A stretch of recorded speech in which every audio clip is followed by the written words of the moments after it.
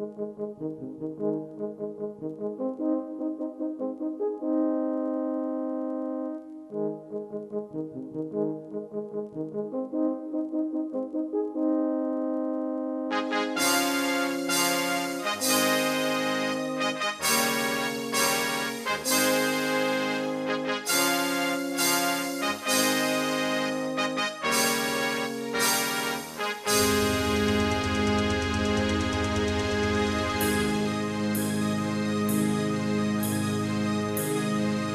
ินดีต้อนรับยินดีต้อนรับ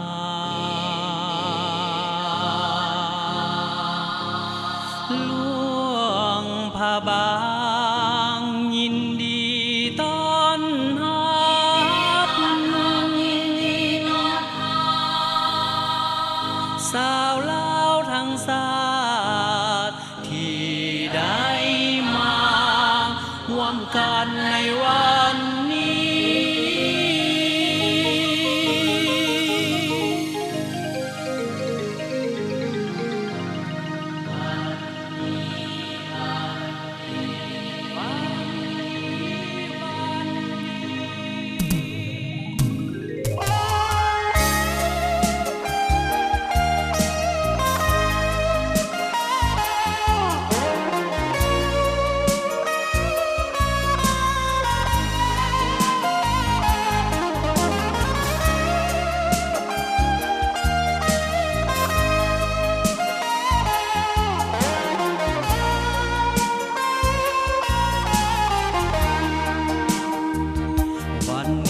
วันดี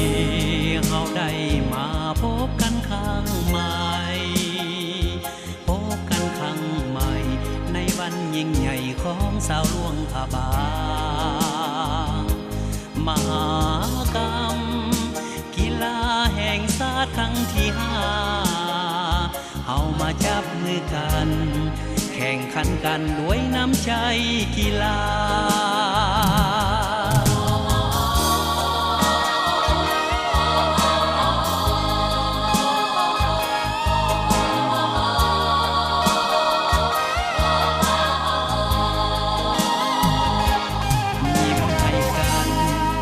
สัมพันธ์สามัคคีกลมเกลียวสู้ด้วยใจเด็ดเดี่ยวเหนียวแน่นบ่มีวันไหวจะเสียไปหรือใดนั้นก็เกมกีฬาแต่สำคัญยิ่งนักให้บทเรียนในครั้งต่อไป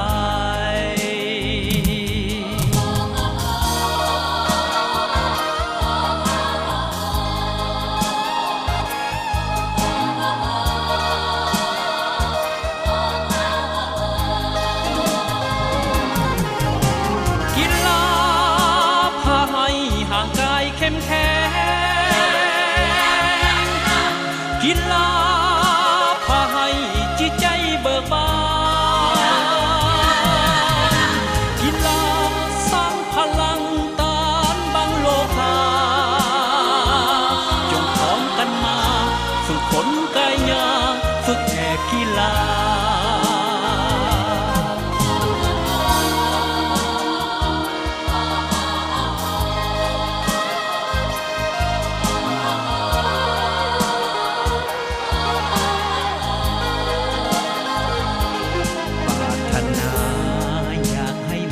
พบกันอีกครั้งใหม่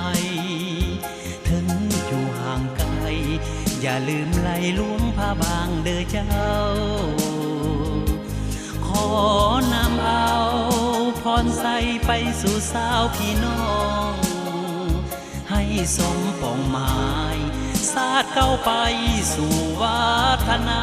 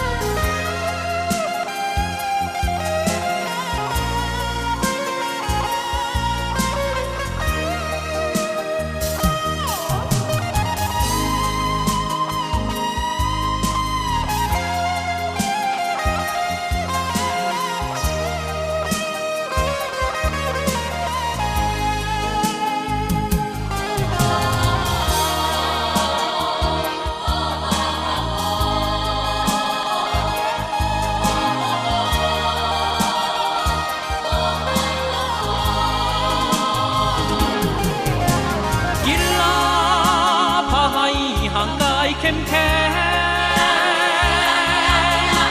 กีฬาพาให้จิตใจเบิกบานกีฬาสร้างพลังต้านบังโลกาจงพร้อมกันมาฝึกฝนกายาฝึกแอบกีฬา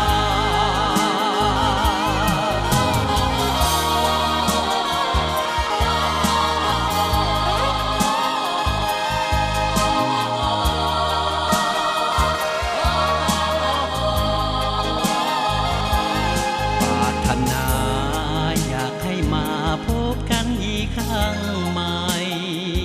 ถึงอยู่ห่างไกลอย่าลืมไหลหลวงพระบางเด้อเจ้า ขอนำเอาพรใสไปสู่สาวพี่น้อง ให้สมปองหมายสาดเข้าไปสู่วัฒนา